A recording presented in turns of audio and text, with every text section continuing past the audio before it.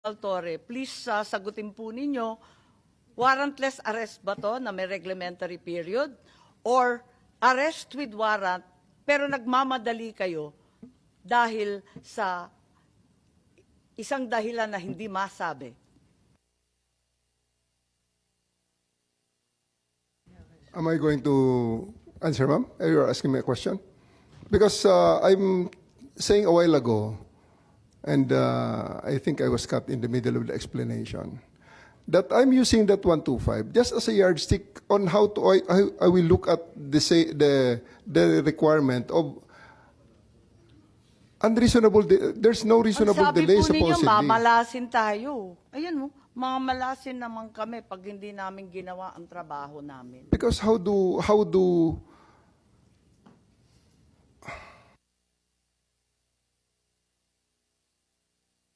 Po.